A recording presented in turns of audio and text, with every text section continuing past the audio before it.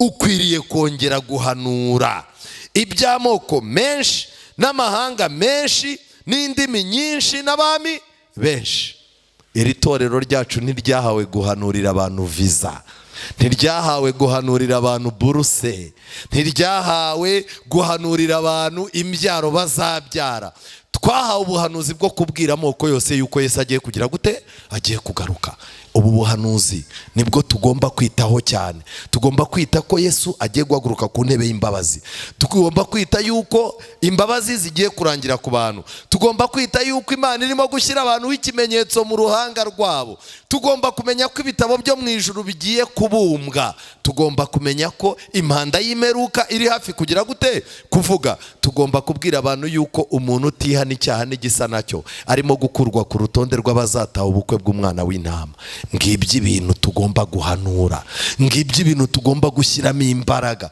Uzajya kure y'ibi rero azabura ubugingo.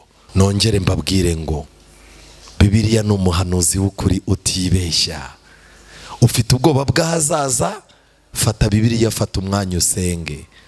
Ufite ikibazo cy'ubuzima bwawe bw'ahazaza, Bibiliya iravuga ngo bibwire nde? Bibwire Yesu. Mbese ujye uterwa ubwoba no gupfa? Bibwire Yesu. Ese uhagarikiye umutima, uhagaritse umutima? Bibwire Yesu. Mbese ubabajwe no kubura ituza? Ihererane nde? Hererane Yesu. Muri uyu mugoroba nagira ngo mbabwire ngo mukwiye gutera umugongo inyigisho z'ibinyoma, mukwiye gutera umugongo abantu bababeshya ngo Imana ibavugiyemo. Uyu munsi wa none Bibiliya yawe, umutima nama wawe, ijwi ry'Imana rikorana nawo rishobora kuguhanurira, rikagukura mu ntege nkeya, rikagushyira mu mbaraga. Aba bahanuzi b'ibinyoma nimureba neza mu rwandiko rwa mbere rw'Abatesalonike, urwandiko rwa mbere rw'Abatesalonike, ijambo ry'Imana rivuga ngo iki? Tujyane twihuta. Abatesalonike, urwandiko rwa mbere rw'Abatesalonike, igice cya 4. Abahageze turasoma umurongo wa 4. Umurongo wa 4. Bibiliya iravuga ngo umuntu wese muri mwe amenye gutegeka umubiri we, wezwe ufite iki? Icyubahiro. No kuvuga ngo mu bintu byose ahantu ugomba kuburi, uba ugomba kuba ufite ububasha bwo gutegeka umubiri wawe. Iyo utinze ahantu rero, umubiri udaheruka kuha ibyo kurya, umubiri udaheruka kukaraba, udaheruka kuryama ngo usinzire, iyo niyo nkomoko y'amayerekwa n'ibintu byinshi abantu usanga babonye. Nshuti zanjye, nagira mbabwire ikindi kintu cya 5 cyari kirimo gukoreshwa muri icyo gihe. Impinduka zabaye zo kutabitiranya n'abandi. Mu magambo make bakunda kugaragaza ibintu by'ibimenyetso byababayeho, agahita avuga ati ni nge muntu w'Imana usigaye muri ya rusengero nsengamo kubera ko ngewe Imana yigeze kunkorera ikintu n'abantu bose barakibona. No kuvuga ngo ubuhamya bwe abwifashisha kugira ngo asenye ubuhamya bwawe, kugira ngo nurangiza ushakishe ubuhamya nk'ubwe. Ikindi kintu gikomeye, kwizera ko bahawe umwuka wera barangiza bakagira ibimenyetso nk'ibyo ku munsi wa Pentecost, ni ikintu kiranga ubuhanuzi bw'ibinyoma. Umuntu aratangira agahita avuga ati rero ku munsi wa Pentecost bavuze mu ndimi, agatangira ati karacakapakatahe, bagahita avuga bati ubwo Imana iravuze ngo muri ubwoko bwiza cyane. Ariko ukibaza, hashira umwanya akongera akavuga ati karacakapakatahe, abivuze nk'uko mbere yagize gute, yabivuze. Usemura agahita avuga ngo Imana iravuze ngo mwese muzapfa nabi. Ijambo ni rimwe rigize ubusobanuro bubiri. Buriya nagira ngo mbabwire, sinzi niba kubeshya bikiri icyaha, kugeza ubwo umuntu atuburira abantu, agatuburira itorero, akagera no ku rwego ashaka gutuburira Imana. Impamvu y'abahanuzi b'ibinyoma y'umwihariko nuko bigomba kurangira n'inzira y'ukuri abantu batangiye kugira gute, kuyituka. Amagambo ari kuri page ya 48 ubutumwa bwatoranijwe, ni amagambo areba abadivantisti muri aha. Haranditse ngo kandi nitwemera ko hagira ikintu icyo ari cyo cyose gishobora kujyana abantu bakaba mu buyobe, icyo kintu tukemera ko cyinjira mu itorero ryacu, bidatinze tuzasanga ubwo buyobe bwarageze kure, maze bitewe n'ibyo bintu by'akajagari abadivantisti b'umunsi wa 7 bose bazagerwaho n'igisuzuguriro. Tugomba kuba maso. ariko ubu dufite amatsinda y'abantu b'abadive nabo basigaye bavuga ngo barerekwa, dusigaye dufite abantu ngo bahuze Imana, dusigaye dufite abantu b'abanyamasengesho, mujya kuganira yajya gutangira kugusengera ukumva ararize, ukamaze utise kuriza ati ndakurebye mbona ugiye kurimbuka kandi ugomba kumera nkanjye. Yakumva nyine yageze ahantu. Dusigaye dufite abantu ngo baganira n'Imana. Umuntu umwe muri Covid yifashe audio ngo Imana yamubwiye ngo uko ibintu ngo bizakurikirana, ngo Imana yabimuhaye, arangije atavuga ngo na Elena White ngo ntiyeretswe byose, ngo ariko ngo uko tugenda twigira imbere ngo Imana izazigira ibyisobanurira abantu abandi batazi. Ubusa ari hehe avugiraye? Icyo nagira ngo mbabwire ngiki, igihe cyose abahanuzi b'ibinyoma babaye benshi, ubuzima bw'abantu baburi mu kaga. Twebwe abadivanisi umunsi wa karindwi dukomoka mu gitabo cy'ibyahishuwe igice cya 5 n'igice cya 10. Fata umuntu ukamubwira uti rero uriya mukobwa naramukunze ariko iwabo baramunyimye, none rero muntu w'Imana mbona uvuga ku ruhimbi bakakumva. Uzashaka ukuntu byibuze ubivuga uri ku ruhimbi, kuko uri umuhanuzi bazabona ko biri seri. None se nkundanye nawe imyaka 3, umukobwa arankunda pe, ariko nyina yaricaye arandeba baravuga ngo ndi umupagani ntago yanshingira. Cyakona ukabona umumama arahagurutse, amena amena amena amena. Imana yarangiza agasomo ko muri Bibiliya. Imana iravuze ngo bizagereza he? Ubwo barimo barasoma Daniel, ibi bizageza ryari?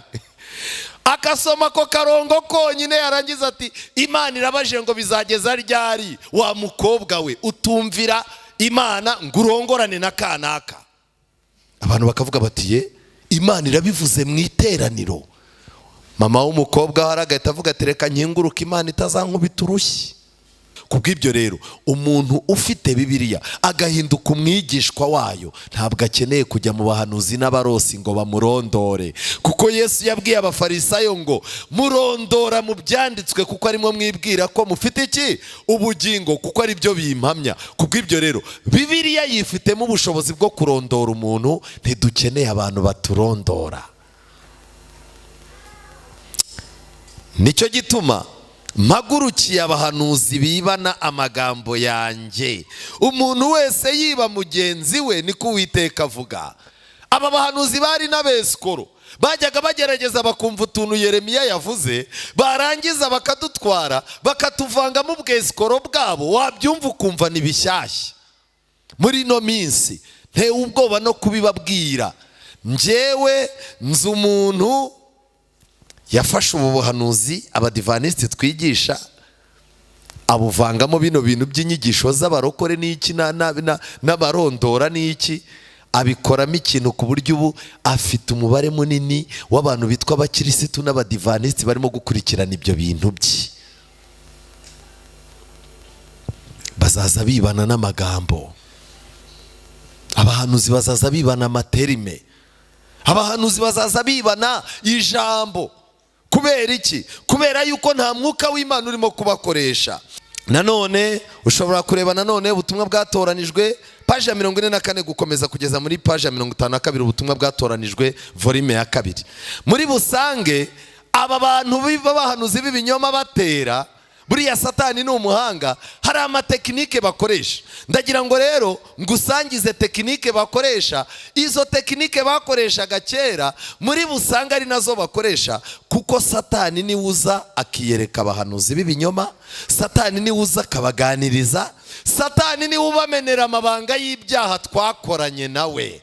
Kuko umuntu aricara akakubwira ati harya umwana wa mbere wabyaye ni uriya mugabo mubana, ugahita uvuga uti hoya, ugahita uvuga uti aya mabanga ko nta wundi muntu nigeze mbibwira, uyu muntu yabikuye he? Agahita akubwira ati ubuzima bwawe mbufite hano, ariko birahagije kuko urugendo wakoranye na Satani akubikiye amabanga menshi. Ntabwo ari igitangaza ko amabanga wagiranye na Satani yayamenera umukozi we yizeye. Niyo mpamvu umuntu azakurondora wumva ibyawe arabizi. Kumenya ibyawe harimo tekinike ebyiri. Tekinike ya mbere hari ugufata umuntu ukuzi barangiza bakamugushyiraho akiga amateka yawe, amwe akayakura mu bakozi bo mu rugo, ayandi akayakura mu bo mwakuranye, ayandi akayakura mu baturanyi n'abantu ba buri munsi, ayandi bakaba bayarutsa umugore wawe. Ayo makuru umunsi umwe mwahuye bakakubwira bati ntiwitwa kanaka, uti yego. Ejo bundi niwafashe kredi ya banke bakayikwiba, yego. Ubwo ni uburyo bwa mbere. Uburyo bwa kabiri, hari igihe baba bakorana na Satani ku buryo abaha n'amabanga y'ibyo ateganya gukora. Kuko ibyo rero, kuba umuntu yavuze ikintu kikaba ntabwo ari cyo kimenyetso cyerekana ko ari umuntu w'iki w'Imana. Tujyane mu gutegeka kwa kabiri, tubanze dusome gutegeka kwa kabiri. Ntabwo kuba umuntu avuze ikintu kikaba bivuze ngo ni umuntu w'Imana. Gutegeka kwa kabiri igice cya 13. Abahageze tujyane. Muri uyu mugoroba nababwiye ngo mufate Bibiliya zanyu tujyane. Umurongo wa 13, igice cya 13 umurongo wa mbere. Ibimenyetso by'abahanuzi b'ibinyoma. Muri mwe nihaboneka umuhanuzi cyangwa umurosi akakubwira ikimenyetso cyangwa igitangaza, icyo kimenyetso cyangwa icyo gitangaza kikagira gute? Nimufite Bibiliya ra? Aguhaye ikimenyetso, aguhaye igitangaza, kandi n'umuhanuzi w'ibinyoma birangiye cya gitangaza kigize gute? Cya kimenyetso gisohoye. Abahanuzi b'ibinyoma bafite ububasha bwo kuvuga ibintu byarangiza bikagira gute? Bikaba. Nima munyamara uyu muntu ibintu byose ambwiye, uzi ko ibintu yambwiye neza byabaye. Uzi ko nahuye n'umuntu arambwira ngo nitonde, imbere yanjye hari impanuka. Ni ukuri ngiye kumva numva igare rirangonze mpagaze. Burya hariho abantu b'Imana. None se kugongwa n'igare ni umupango w'Imana cyangwa ni plani ya Satani? Birahagije ko Satani urutonde rw'ibyo aguteza uzagwamo. Ubu uyu munsi wa none Satani agize gute? Arabifite. Cy'ubutumwa bwatoranijwe. Icya mbere, abahanuzi b'ibinyoma barangwa no kugira ubwuzu no gutwarwa cyane. Usanga ari abantu bafite ubwuzu, usanga ari abantu batwawe, muba muganira ubona afunze amaso arimo kuvuga ngo Imana irahari, irahari zagufasha. Ubona ari umuntu ufite utuntu tw'udukabyo yubatse tukwereka yuko atari umuntu uri ku isi, ari umuntu wageze mu bintu by'Imana kure. Ako kantu rero gatuma uva mu byimbo, kubera ko wowe abanza kugushinja kuri umunyabyaha. Arabanza akakubwira ati nturi indaya, uti cyane ndabyemera. Akakubwira ati kandi indaya zizarimbuka. Iyo amaze kukumvisha kuri indaya rero uhita usanga ari we muntu w'Imana wenyine. Cyo ni icyambere. Bagira ikintu cyo gutwarwa cyane, bakagira n'ubwuzu. Ububona mu bintu by'Imana barageza ahantu kure ku buryo umwisunga kugira ngo agire aho kugeza. Ndetse ibi byibagiza umuntu kugira amakenga. Ikindi, aba bantu bagerageza kwiyambika ishusho isa n'ibyifuzo by'abashaka guhinduka. Iyo urimo gushaka kugira ngo agusengere, aguhanurire kuzakira, ujya kubona ukabona nawe ameze nk'umukire rwose. Muraganira, sinzi hari umuntu wambwiye uburyo kubonana n'aba bagabo bakora ibitangaza ku mateleviziyo birahenda cyane. Iyo uje kwamubwira uti ndashaka randevu, akabona ibirenge byawe wapaga kweto karahengamye, mu menyo harimo ibishyimbo, akabona umusatsi nta gisokozo, ahita akubwira ati mfite randevu nyinshi, n'ubu ngubu ndimo ndatinda, hari ahantu ngiye. Ariko iyo akubonye akabona uvuye mu kimodoka kireba nabi, yarangiza akabona ufite amafaranga, umugore wawe akamureba akabona ni umudamu mwiza w'umunyamafaranga. Abana bawe, burya abana bo mu mafaranga murabizi uko baba basa, si byose? Abana bo mu mafaranga urabareba ugahita ubamenya rwose. Arakureba agahita akubwira, ukamubwira uti ko ngushaka mukozi w'Imana, ahita akubwira ati unshaka ryari ko n'ubu mpari. Umukene amaze kumubwira ko atakigira gute, afite randevu zizagera mu kwa 12, kubera ikintu ahise avuga ati nta kundi, wowe urambona ndahari. Cya kabiri kiranga abahanuzi b'ibinyoma, mu biganiro bakunda kuvuga ibyababayeho, bakavuga n'amatariki ibyo bintu byababereyeho, barangiza kugira ngo bakwereke yuko hari intambwe bateye utaragira gute utaratera. Ndabyibuka hari tariki 30 z'ukwa 11 nagiye kubona mbona mu rugo iwanjye nari nicaye ndeba ku kibambasi, nari ndimo gutekereza cyane, ngiye kubona mbona haje urumuri, ngiye kubona mbona muri urwo rumuri mbonye ifoto ya Yesu nka kuriya tumureba muri filime. Yesu ahita ambwira ngo nje kugutabara we. Kuva uwo munsi nta bwoba mfite mu izina rya Yesu. Ugahita uvuga uti ibi bintu nge ko bitaraba. Naho ni ibintu bitigeze biba, kuko tekinike yabo agomba kukumvisha ko aziranye n'Imana, kandi hari aho bahuriye wowe utaragira gute utaragera. Icya gatatu gikomeye, bagomba kumara iminsi myinshi basenga. Tekinike yabo ni ukubera yuko umuntu afite uko umubiri ugenda ucika intege. Ikintu bazagukoresha rero ntago bakigukoresha umubiri ugifite imbaraga. Reka ngire ikintu babwira. Ubu turaha ngaha tuhamaze iminota nka 45, ndumva ndimo kubwiriza 40 nibwo igeze. Ubu murumva ko mufite imbaraga, muranyumva neza. Ndimo ndabwiriza ukanatekereza, ukanakoresha ubwenge bwawe urimo kureba ibi bintu mu buzima busanzwe. Ariko turamutse twifungiranyemo hano, umunsi wa mbere tukawukubita ntawe ugira icyarya, umunsi wa kabiri ntawe ugira icyarya, umunsi wa gatatu umuntu wajya kubona ukabona nakubwiye ngo mbonye ikintu kimeze nk'urumuri gitambutse. Kubera iki? Inzara yamurembeje no guhora ari ahantu hamwe byamucanze. Ubwo rero yavuze ati mbonye ikintu cy'urumuri gitambuka, undi ahita avuga ati sha uwo ni umucyo wa Yesu. Ubwo ni Yesu ubonye, itariki yandike katsindwe, ugahita uyandika. Kubera iki? Iyo umuntu ahangayitse agatinda ahantu, agera akazaza yumva hari ikimuvugishije kandi nta kigize gute nta gihari. Reka nguhe urugero rworoshye. Uramutse ugiye ukicara ku irimbi nta muntu hazi, ukaryicaramo amasaha 5, 6, 7 ukaharara, watangira kumva amajwi kandi nta muntu urimo kugira gute urimo kuvuga. Iki kintu rero baragikunda cyane. Nimureba neza muri uko gusenga kwabo, kandi abahanuzi mu gihe cya Elena White barabyinaga bakaririmba indirimbo zimwe na zimwe, kandi ibi bintu byatumaga umuntu yibagirwa ibibazo afite, akagira ngo ibibazo byakemutse. Kuko buri yuri ahantu ufite intege nkeya, gutekereza byaranze, mu mwanya ufite intege nkeya bakakubyinisha, ushiduka wibagiwe ibibazo wari ugize gute wari ufite. Hari abantu rero bajya ahantu ngo bita mu butayu cyangwa se n'ahandi, akagenda afite ideni ry'ukwezi kumwe. Nyirinzi akamubwira ati nibiba amezi 2 nta gitanda uzasohora, n'igitanda nzagifatira. Akagenda yagerayo agakubitana n'abantu bifitiye amazu bafite ibibazo by'abagabo, agakubitana n'abantu bafite amazu bari muri gatanya.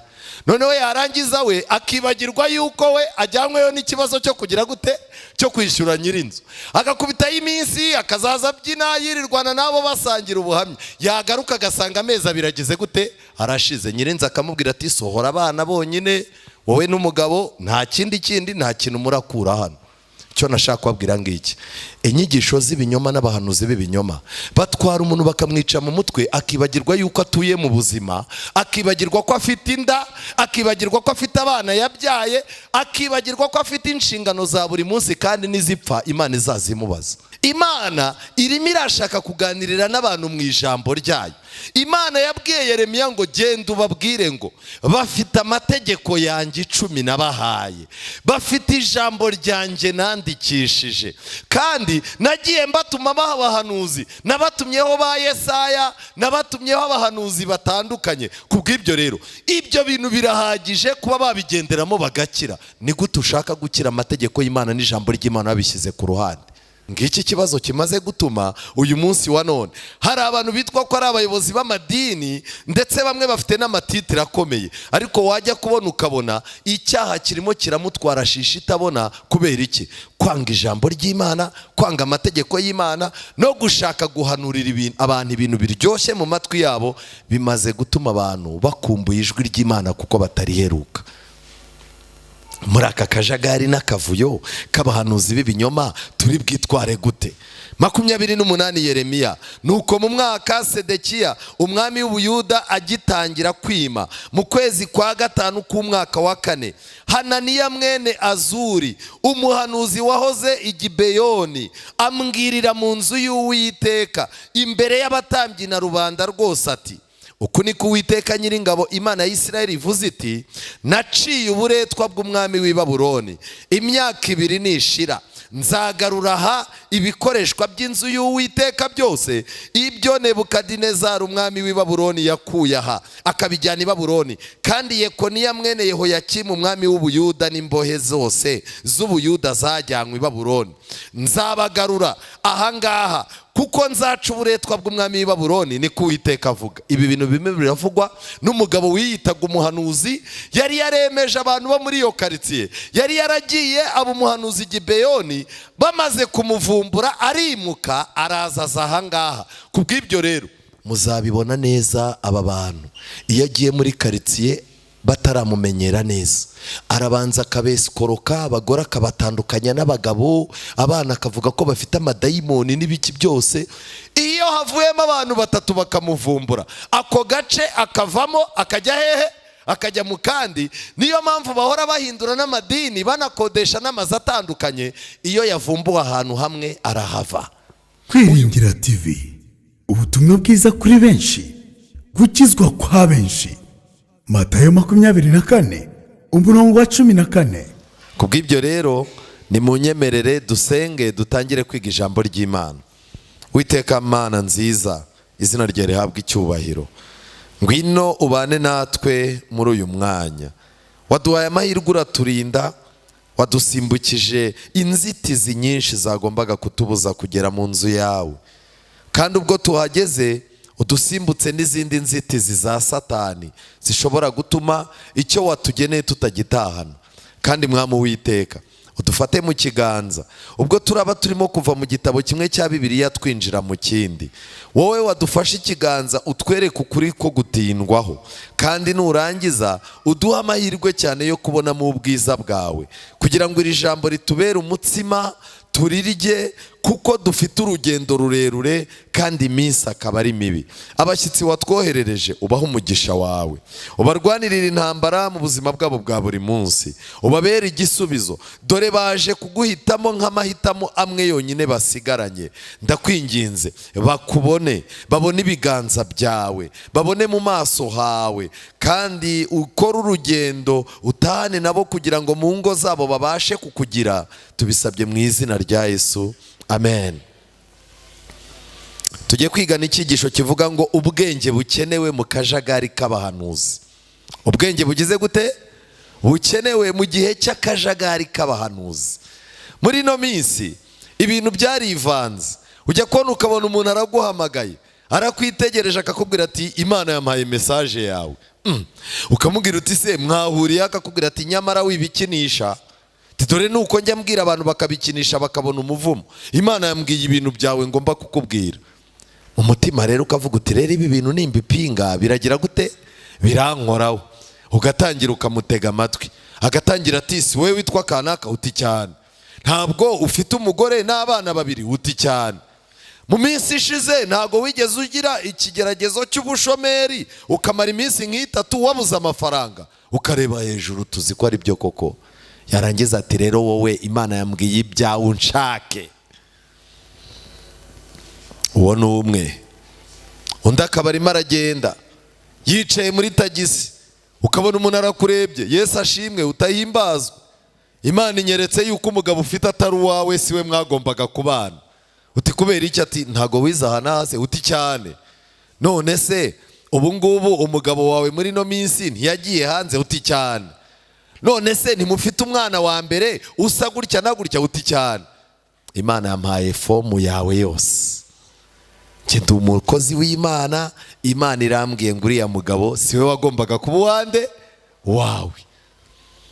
Umuntu akaza kugusura wujuje inzu, wicaye iwawe urimo kubwira abakozi uti mu gikari muhatera agasima, hano mu nzu muze muhatera akantu k'akarange, inzu yanjye iryohe. Ukabona umuntu arakomanze, papa wanyu arahari muri uru rugo? Uti cyane. Akaba arinjiye, bakamukubita ka cyayi cyangwa icyo kurya. Yarangiza akavuga ati rero ndi umuhanuzi w'Imana, mfite message ariko Imana yansabye kudatinda inaha. Uti ni iyihe? Imana imbwiye yuko iki kibanza mwubatsemo gifite ibibazo, ku buryo wowe n'umugore wawe n'abana bawe muri mu manegeka ahantu muzahagwa muhashirire. Ukabura kanuye. Akakubwira ati se umunsi wa mbere mutangira kubaka, umuntu wari urimo gukora hano w'umuyede ntiyacitse urutoki? Ukareba hejuru, tuzi ko ari byo. None se amafaranga ya mbere wari ugiye kubakisha ntibayakwibiye muri gare? Utuzi ko ari byo. Yarangiza akakubwira ati rero foda yawe ndayifite. Mu magambo make, ibintu byawe byose mbifite hehe? Mu kiganza. None nkora iki? Biragusaba kunshaka. Ngizi nimero. We ni wumva ushaka gukiza ubuzima bwawe n'amateka yawe, uzagire gute? Uzandebe. Ukicara mu rusengero nk'uku, wajya kubona ukabona umuntu arebye mu gihande kimwe. Iki gihande kirimo umugore ufite agahinda kenda guturitsa umutima. Mwuka Wera aravuze ngo haguruka rimwe, ngwino ndakubwiye ngo haguruka kabiri. Haguruka cyangwa Imana iguta amazi. Wajya kubona ukabona umumama koko ageze gute? Arahagurutse, abantu bagatavuga ati dore imbaraga we. Abantu barangiza yazaza areba igihanda arebyemo, bose bakareba hehe? Hasi. Atanyivumburira da. Icyo gihe abakuru b'itorero ukabona ntibamusuhuza, abantu bose nibamuha ikiganza, bikarangira ahindutse Imana, ndetse n'abakobwa bakaza baza kumureba. Urabona ndi umukobwa mfite imyaka 25, ko uri umuntu w'Imana ureba kure, urebye kure ubona nzabona umugabo cyangwa nzamubura? Nimubona se nzamubona muri Afurika cyangwa mu Burayi? Yarangiza akakubwira ati uzaza n'amafaranga, nimero zanjye ngizi, nzabaza Imana imbwire ahazaza hawe. Ubu ibintu byose byabaye ubweskoro. Turi mu kavuyo gakomeye, turi mu kajagari k'abantu bitwa ko bakorera Imana, kandi Imana itarigeze igira gute? Ibavugiramo. Muri uyu mugoroba tugiye kwinjira mu byanditswe byera, turebe uko umuntu w'Imana agomba kwitwara mu gihe Imana irimo kuvuga n'abantu barimo guhimba ibintu babeshya ngo Imana yagize gute? Yabatumye. Ni gute wakwitwara mu gihe nk'icyo ngicyo? Kandi tugomba kumenya ko mu gitabo cy'ibyahishuwe havugwa umuhanuzi w'ibinyoma. Kubw'ibyo rero izi mbaraga zo gukora ibitangaza, izi mbaraga zo kurondora, izi mbaraga zo kwica abantu mu mutwe bakababwira ibyo batekereza, Satani azakomeza kuzikoresha, kuko n'uyu munsi wa none isisteme yabyo Satani yayifatiyemo abantu benshi. Muri uyu mugoroba tujyane muri Yeremiya. Yeremiya igice cya 20, turahera mu gice cya 23.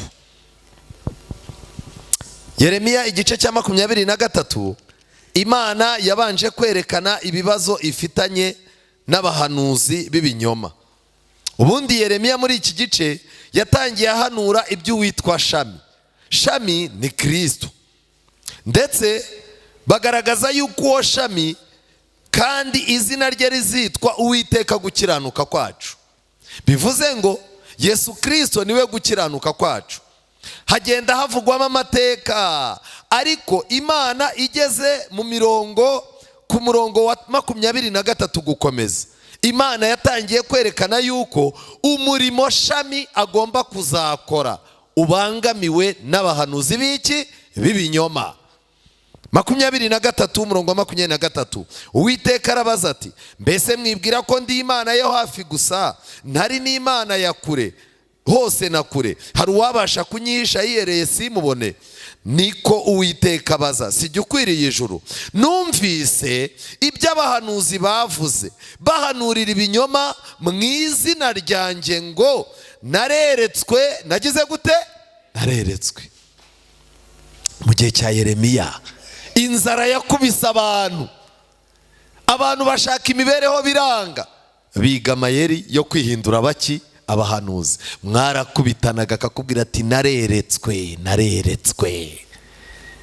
Imana irangije ndagira mbabwire ngo nk'uko mu gihe cyande, mu gihe cya Yeremiya, umurimo shami yagombaga gukora wabangamiwe cyane n'abahanuzi b'ibinyoma, kuko abahanuzi b'Imana berekanaga agakiza kazaboneka muri Kristo Yesu, abahanuzi b'ibinyoma bo bagahanura ibintu bijyanye n'ubushake bw'abantu. Ni nako bizaba bimeze mbere yuko Yesu agaruka. Mu gihe abantu bazaba batunga urutoki intama w'Imana ukuraho ibyaha by'abari mu isi, abahanuzi bo bazaba bashaka ko abantu babahanga iki? Amaso. Yesu aratangaje cyane. Umurongo wa 26, ibyo bizahereza he kuba mu mitima y'abahanuzi bahanura ibinyoma? Abahanuzi bahanura ibihimbano by'imitima yabo ibeshya, bigira inama yo kumpuza abantu banjye izina ryanjye, barotorera umuntu wese mugenzi we ibyo beretswe mu nzozi, nk'uko basekuruza babo bahugijwe izina ryanjye na Bali.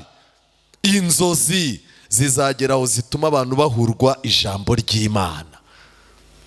Umuntu akomeze kuzaza yumva barimo barakubwira uko umukozi wawe mu rugo ameze, bakubwire ku kazi, bakubwire iby'inyatsi, bakubwire iby'imyaku, bakubikemo ubwoba.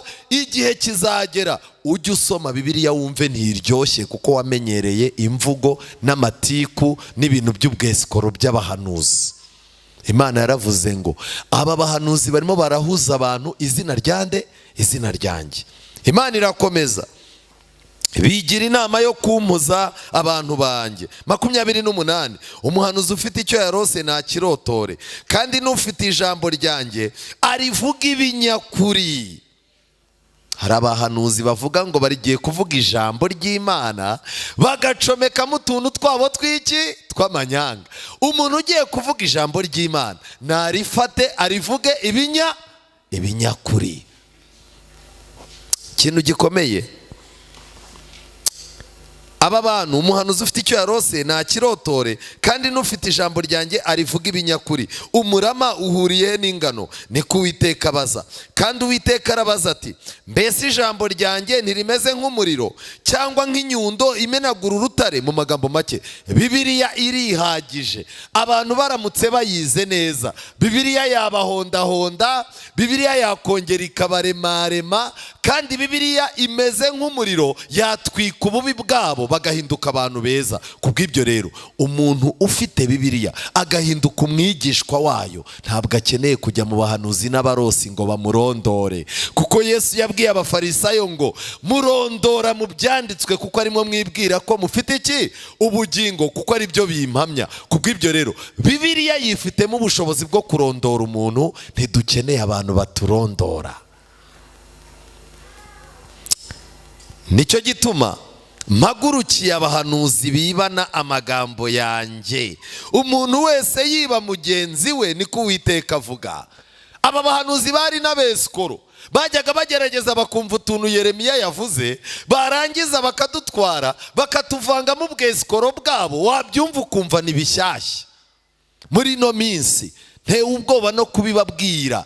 Njyewe nzi umuntu yafashe ubu buhanuzi abadivaniste twigisha, abuvangamo bino bintu by'inyigisho z'abarokore n'iki n'abarondora n'iki, abikoramo ikintu ku buryo ubu afite umubare munini w'abantu bitwa abakirisitu n'abadivaniste barimo gukurikirana ibyo bintu bye.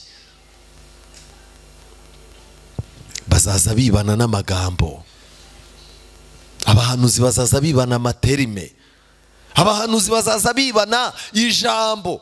Kubera iki? Kubera yuko nta mwuka w'Imana urimo kubakoresha. Dore mpagurukiye abahanuzi bahimbisha indimi zabo bati yaravuze. Imana ihagurukiye abantu bayibeshyira ngo yaravuze, kandi itavuganye nabo.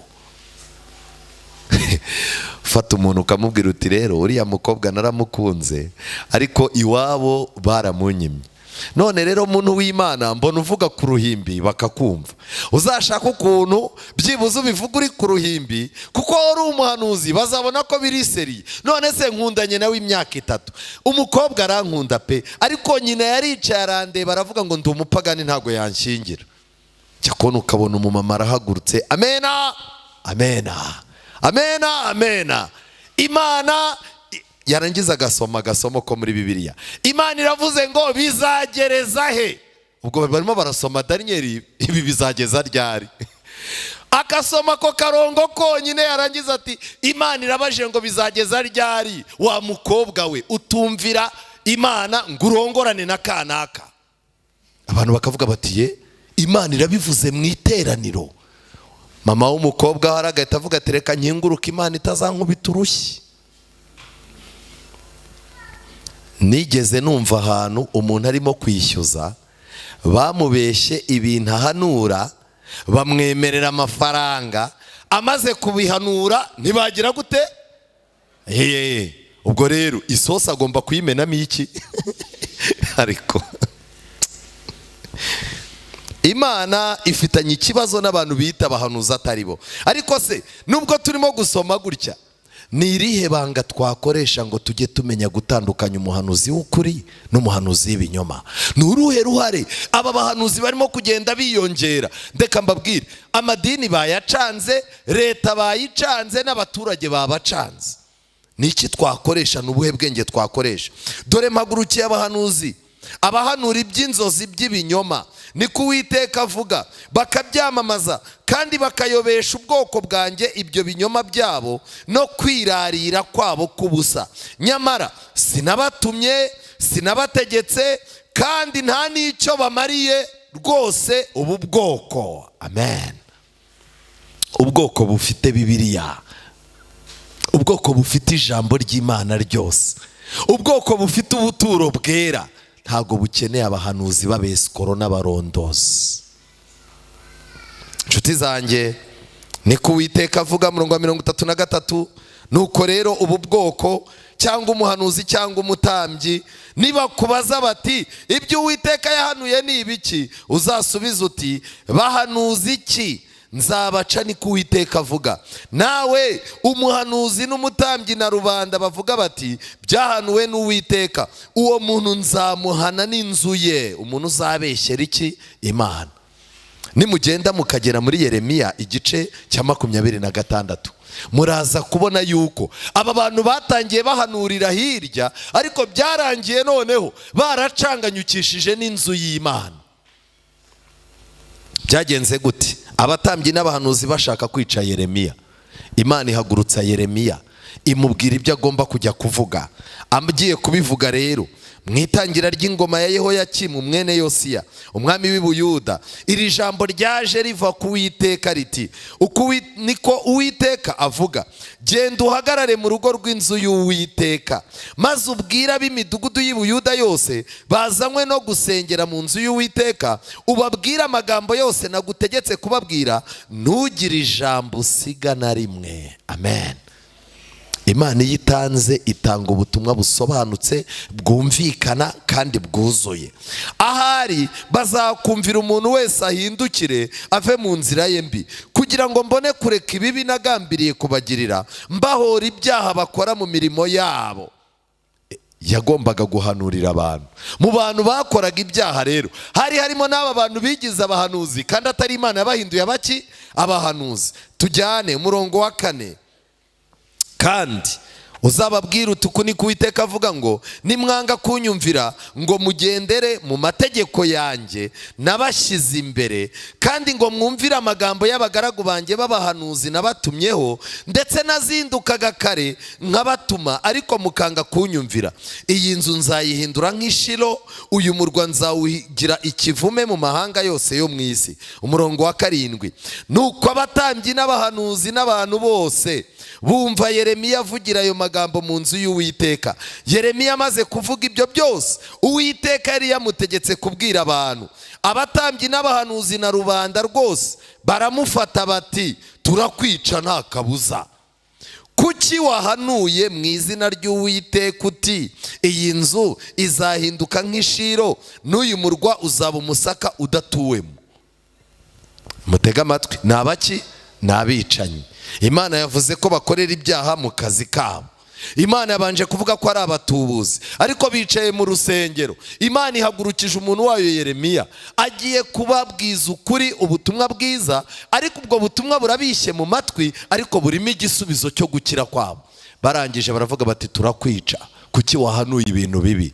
Icyambere ngiki rero, abahanuzi b'ibinyoma bashinzwe guhanurira abantu ibintu biryoshye mu matwi yabo kugira ngo ibyo bintu babifatiremo abantu. Niyo mpamvu murahura akakureba Imana iguhaye buruse, ugahita uvuga uti buruse. Hari uherutse kunsetsa rero, hari ukuntu umuntu w'umudamu aba umudamu akabyara abana benshi, yamara kubyara akongera akijajara akagira imbaraga, noneho yarangiza akongera akamera nk'umukobwa. Umuhanuzi rero wakubitanye n'umuntu w'umudamu wibyariye abana nka 4 ariko arongera arijajara, aramureba arangije ngo Imana iguhaye umugabo. Uwo mumama arangije ati uwo mfite mushyirehe. Ni ikibazo, si ikibazo, kubera ko byamaze kubita urufu. Imana irimo irashaka kuganirira n'abantu mu ijambo ryayo. Imana yabwiye Yeremiya ngo genda ubabwire ngo bafite amategeko yanjye 10 nabahaye, bafite ijambo ryanjye nandikishije, kandi nagiye mbatuma abahanuzi, nabatumyeho ba Yesaya, nabatumyeho abahanuzi batandukanye. Kubw'ibyo rero ibyo bintu birahagije kuba babigenderamo bagakira. Ni gute ushaka gukira amategeko y'Imana n'ijambo ry'Imana babishyize ku ruhande? Ijambo ry'Imana, Abaheburayo igice cya mbere umurongo wa mbere. Kera Imana yavuganiye n'abantu mu buryo bwinshi no mu bihe byinshi, ariko muri iyi minsi y'imperuka Imana yavuganiye natwe mu kanwa k'umwana wayo. Yohana igice cya 6 umurongo wa 63, Bibiliya iravuga ngo amagambo mbabwira niyo mwuka kandi niyo ki? Niyo bugingo. Amagambo yaturutse mu kanwa ka Yesu niyo yashyizwe hamwe abyara Bibiliya, ijambo ry'Imana. Kubw'ibyo rero iyo utaye Bibiliya ugashaka kumva ibyo abantu bakubwira, uba ufite ikibazo uzagirana n'Imana, ikibazo ku munsi usoza amateka y'isi. Nshuti zanjye, ikibazo cyarakomeje, ibikomangoma bizamo. Noneho umurongo wa 11, maze abatambyi n'abahanuzi babwira ibikomangoma na rubanda rwose bati uyu muntu akwiriye gupfa kuko yahanuriye uyu murwa ibibi nk'uko mwabyiyumviye n'amatwi yanyu. Ariko Yeremiya yari yahuye n'Imana, ntiyari yahuye nayo. Rero ikibazo gikomeye uyu munsi wa none gihari, abantu barimo barashaka ubuhanuzi buryoshye mu matwi, kandi Imana yandikishije ubuhanuzi mu ijambo ryayo.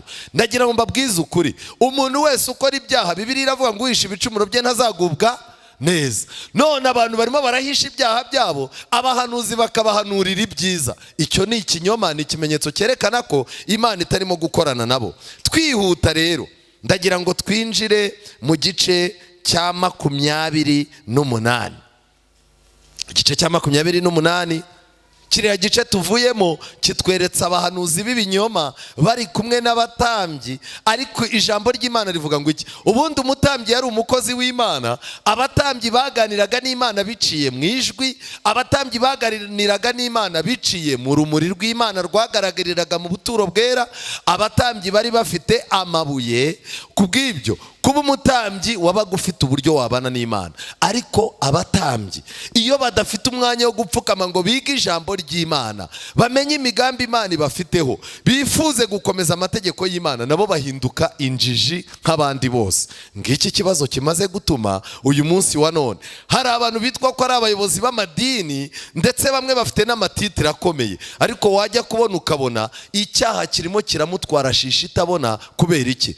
Kwanga ijambo ry'Imana, kwanga amategeko y'Imana, no gushaka guhanurira abantu ibintu biryoshye mu matwi yabo, bimaze gutuma abantu bakumbuye ijwi ry'Imana kuko batariheruka. Muri aka kajagari n'akavuyo k'abahanuzi b'ibinyoma turi bwitware gute?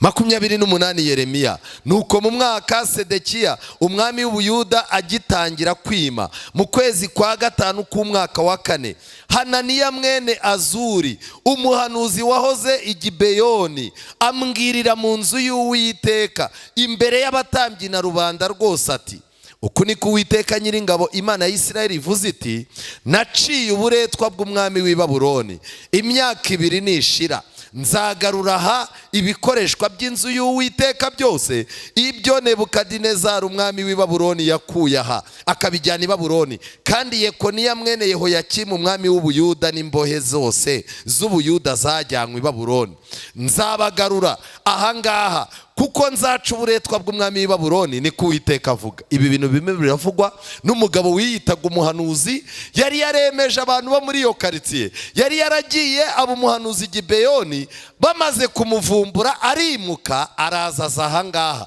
Kubw'ibyo rero muzabibona neza, aba bantu iyo agiye muri karitsiye bataramumenyera neza arabanza akabesikoroka, abagore akabatandukanya n'abagabo, abana akavuga ko bafite amadayimoni n'ibiki byose. Iyo havuyemo abantu 3 bakamuvumbura, ako gace akavamo akajya hehe? Akajya mu kandi. Niyo mpamvu bahora bahindura n'amadini banakodesha n'amazu atandukanye, iyo yavumbuwe ahantu hamwe arahava. Uyu mugabo rero amaze kugera hariya yatangiye kubeshya ko ari umuhanuzi w'Imana. Yeremiya arahari, niwe Imana irimo gukoreramo. Uyu mugabo yazanye ibikabyo atangira guhanurira abantu, arababwira ati nta ntambara ihari, nta bibi biri hano hafi, ibintu byose bimeze neza. Maze umuhanuzi Yeremiya abwira umuhanuzi Hananiya imbere y'abatambyi n'imbere ya rubanda rwose rwari ruhagaze mu nzu y'Uwiteka ati birakaba Uwiteka azabigenza atyo, Uwiteka asohoza amagambo yawe wahanuye yo kugarura ino ibikoreshwa by'inzu y'Uwiteka byose n'abajyanwe i Babuloni ari imbohe. Ariko rero wumva ijambo ngiye kukumvisha wowe na rubanda rwose. Abahanuzi ba kera batubanjirije twembi bahanuye iby'intambara n'iby'ibyago n'iby'icyorezo biraba mu bihugu byinshi no mu bwami bukomeye. None umuhanuzi uhanura iby'amahoro ijambo rye nirisohora nibwo azamenyekana ko yatumwe n'Uwiteka koko. Hananiya ahera ko akura bya biti by'imbago mu ijosi ry'umuhanuzi Yeremiya arabivuna.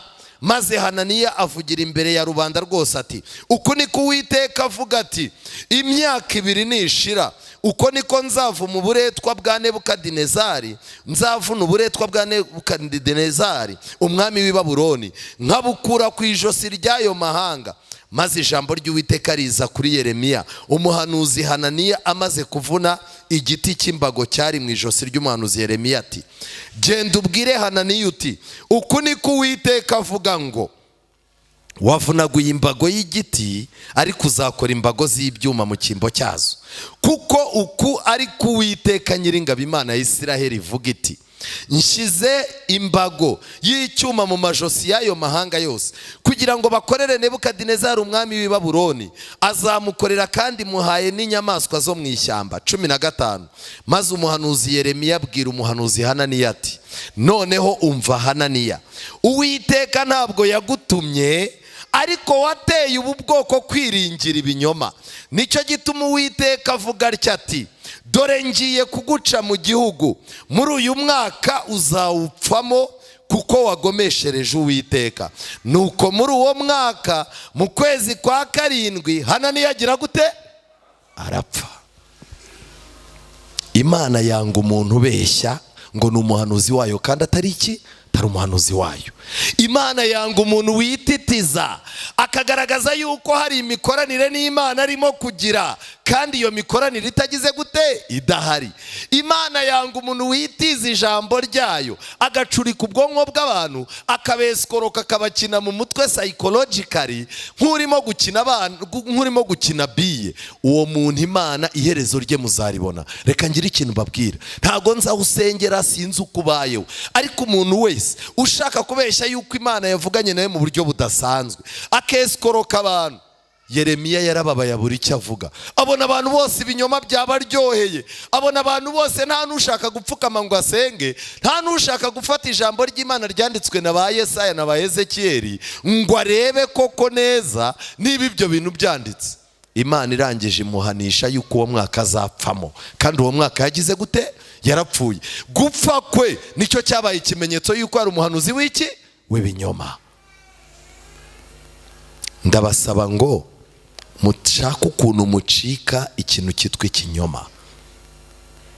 Ubu hari amadini Satani yateguye agomba gufatira abantu muri ibi bintu by'amanyanga. Urabyimba ikirenge, wenda watangiye kurwara umuvuduko, wenda inkweto zagufashe, cyangwa se wenda hari indi ndwara, wajya kumva umuntu akubwiye ngo ibi ni ibirengano. Mu izina rya Yesu uzaze. Natangajwe nuko mperutse kuganira n'umuntu umwe, arangije arambwira ati rero, ati nk'uko Imana yabahaye ububasha bwo gusenga abadayimoni bakagenda, ati nanjye Imana yampaye ububasha bwo kwirukana abadayimoni nkoresheje imiti y'ibyatsi, kandi ni umukirisitu.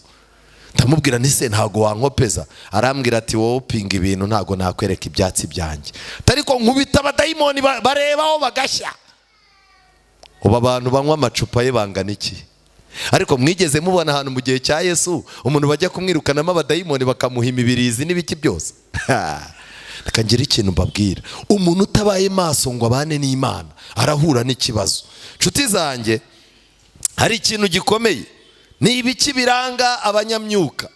Iri torero ryacu ritangira, ryatangiranye ikibazo cy'abantu bari bavuye mu madini ya giprotestani, ariko barangije baza bashaka kwinjiza ubwaka n'amarangamutima yabo no kuzana ibintu by'ubwesikoro yuko barimo kuvugana n'Imana. Aba bantu biteraga hejuru, bajyaga bavuga mu zindi ndimi, ngo bajyaga bitera hejuru bakaririmba indirimbo, ijambo rimwe bakaririmba inshuro 5. Amena, amena, amena, amena. Ndetse ngo iyo baruhaga amena baravugaga ngo nasingizwe, nasingizwe, nasingizwe. Mwuka w'Imana agenderera NG White. Mwuka w'Imana amubwira yuko hari ikibazo cy'igitero cy'abahanuzi babibinyoma baje gucanganyukisha abantu b'Imana. Yaramukoresheje mu guhangana n'ubwo bwaka. Ariko muri uyu mwanya ndagira ngo ngusangize amagambo, ibintu nabonye mu gitabo cy'ubutumwa bwatoranijwe volume ya 2, ni page ya 48. Ndetse nanone ushobora kureba nanone ubutumwa bwatoranijwe page ya 44 gukomeza kugeza muri page ya 52, ubutumwa bwatoranijwe volume ya 2.